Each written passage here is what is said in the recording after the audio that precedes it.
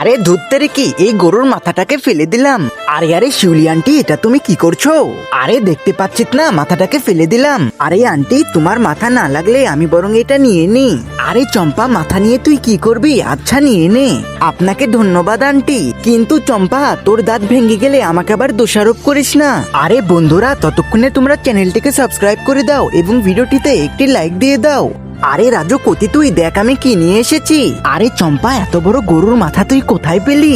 আরে এসব কথা পরে হবে, প্রথমে আমি রান্না করে নি। এই দেখো বন্ধুরা, রান্না করার জন্য প্রথমে মাথাটিকে ভালো করে পরিষ্কার করে নিব। এরপরে এটিকে গরম পানিতে সিদ্ধ করার পালা। এই দেখো বন্ধুরা, এখন গরম তেল এবং মশলার সাথে মাথাটিকে রান্না করে নিব। এই তো রান্না করা হয়ে গেছে, এখন পরিবেশন করার পালা। আরে ওয়াও চম্পা, রান্না তো দারুণ হয়েছে। আরে রান্নার এত সুন্দর সেন্ট। আরে এটা কি রান্না হয়েছে, আমি একটু টেস্ট করে দেখি। আরে ওয়াও, রান্না তো দারুণ হয়েছে, সেই স্বাদ। আরে আন্টি, আমি তো আগেই বলেছিলাম এটা খুবই সুস্বাদু। আরে বন্ধুরা, তোমরা কোন ক্লাসে পড়ো কমেন্টে জানাও।